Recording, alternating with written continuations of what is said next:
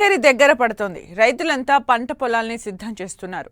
సాధారణంగా వ్యవసాయ పంటలతో పాటు ఉద్యాన పంటలు సాగు చేసే రైతులు ఇప్పటి నుండే నారు పెంపకంతో సన్నద్ధమవుతుంటారు. ముఖ్యంగా కూరగాయలు సాగు చేసే రైతులు ప్రాంతానికి తగిన రకాన్ని ఎంచుకోవడంతో పాటు విత్తన మోతాదు, విత్తన శుద్ధి, నారు పెంపకం వంటి అంశాలపై అవగాహన పెంచుకోవాలి. ఖరీఫ్కు అనువైన కూరగాయ పంటలు, మేలైన రకాల వివరాలను తెలియజేస్తున్నారు శాస్త్రవేత్త కోట శివకృష్ణ.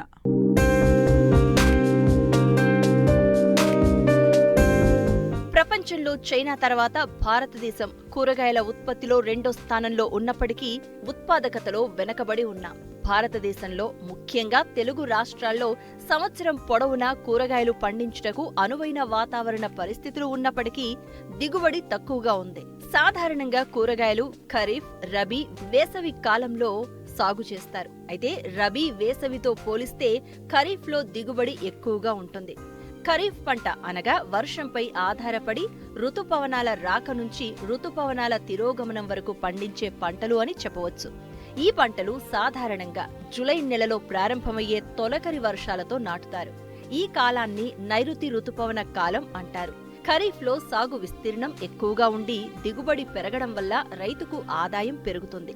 కావున ఖరీఫ్ కూరగాయల సాగులో రైతు కొన్ని ప్రత్యేక యాజమాన్య పద్ధతులు పాటించినట్లయితే పంట నష్టం నుంచి బయటపడడంతో పాటు వినియోగదారులకు సరసమైన ధరకు కూరగాయలను అందించే అవకాశం ఉంటుందని తెలియజేస్తున్నారు మంచిర్యాల జిల్లా బెల్లంపల్లి కృషి విజ్ఞాన కేంద్రం కోఆర్డినేటర్ డాక్టర్ కోట శివకృష్ణ.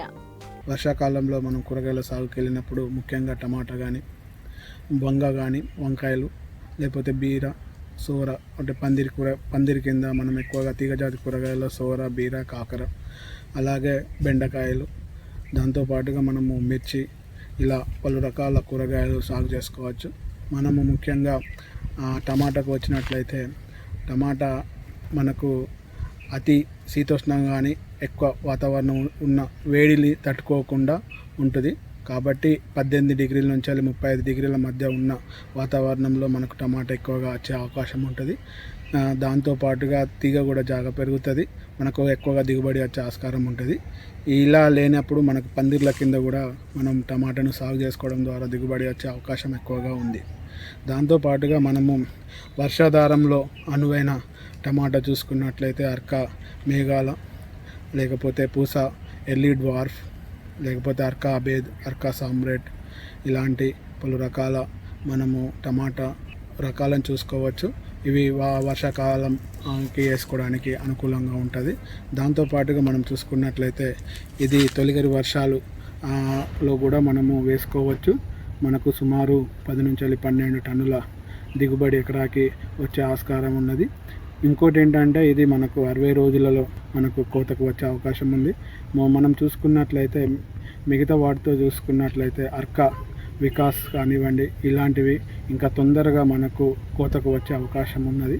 మనకు సూటి రకాలు, సంకర రకాలు 2 రకాలుగా మనము టమాటా వేసుకోవచ్చు. సూటి రకాలకైతే 200 గ్రాముల విత్తనం సరిపోతుంది.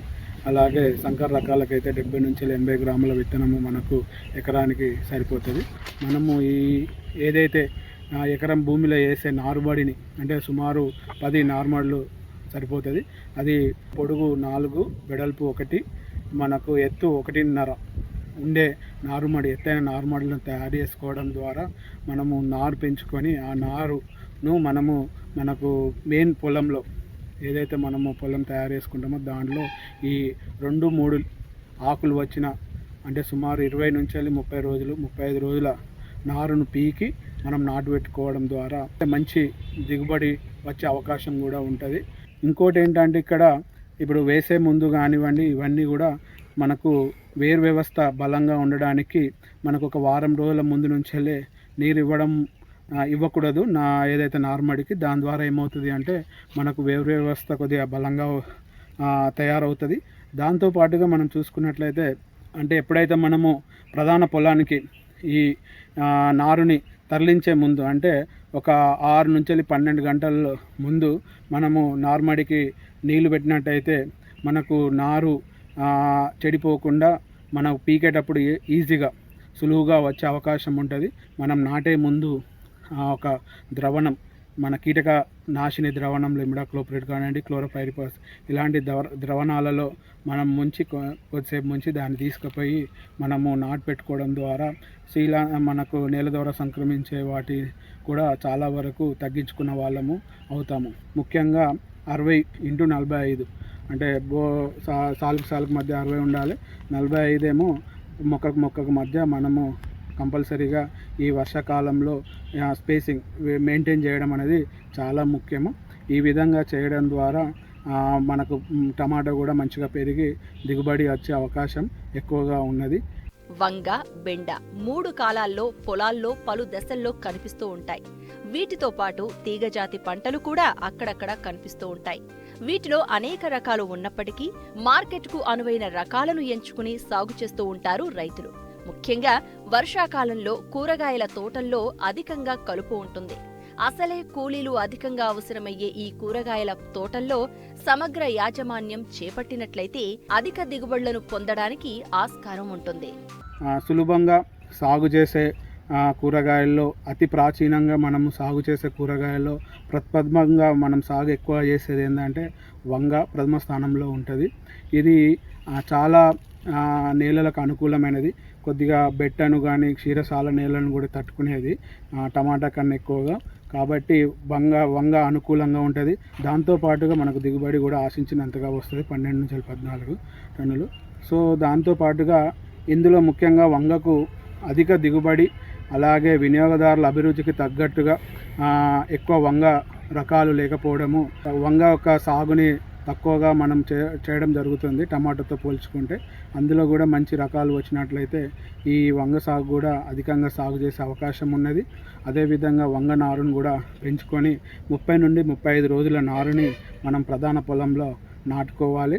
అది అంటే వంగ నిటారుగా పెరిగే వంగ రకాలు, అలాగే గుబురుగా పెరిగే వంగ రకాలు ఉంటాయి. దాంట్లో కూడా మనము 70x75 స్పేసింగ్ గుబురుగా పెరిగే వంగ రకాలలో పాటించాలి. అలాగే 50 నుంచి 50 లేదా అంటే 60x60 స్పేసింగ్ని మనము పాటించాలి. ఇలా పాటించడం ద్వారా మనకు ఆశించిన దిగుబడి వచ్చే అవకాశం ఉంటుంది. ముఖ్యంగా ఈ కూరగాయ పంటలలో వేసిన పిదప కలుపు రాకుండా పెండిమిథాలిన్ ముఖ్యంగా 1.2 లీటర్లు బరువైన నేలలకు 1 లీటరు అంటే 200 లీటర్లకు కలుపుకొని మనం పిచికారీ చేయడం ద్వారా 48 గంటలలోపు మనకు కలుపు ఎక్కువగా రాకుండా నివారించుకోవచ్చు.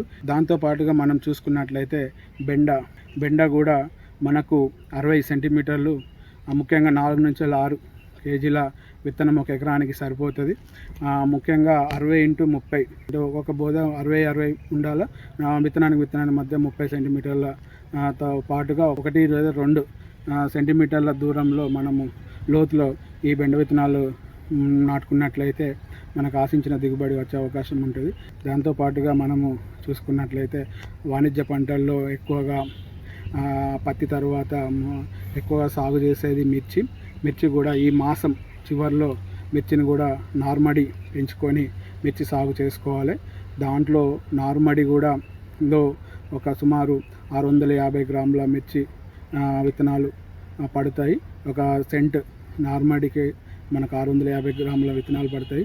దాంట్లో కూడా పిప్రోనిల్ గుళికలు వేసుకోవడం ద్వారా రసం పీల్చే పురుగులను మనం నార్మల్ని నివారించుకున్న వాళ్ళం అవుతాము. దాని తర్వాత ఈ మిర్చిని ఒక 3-4 ఆకుల లేకపోతే 2 నుంచి 3 ఆకులు వేసిన మిర్చి నారుని తీసుకుపోయి మన ప్రధాన పొలంలో నాటుకోవడము చాలా ముఖ్యము. అయితే ఇక్కడ మనము ప్రతి ఒక్క కూరగాయ పంట సాగు చేసేటప్పుడు ప్రధాన పొలంలో ముఖ్యంగా సుమారు 8 టన్నుల మన ఫామ్ యార్డ్ మాన్యూర్ అంటే పశువుల ఎరువును వేయడం చాలా ముఖ్యము.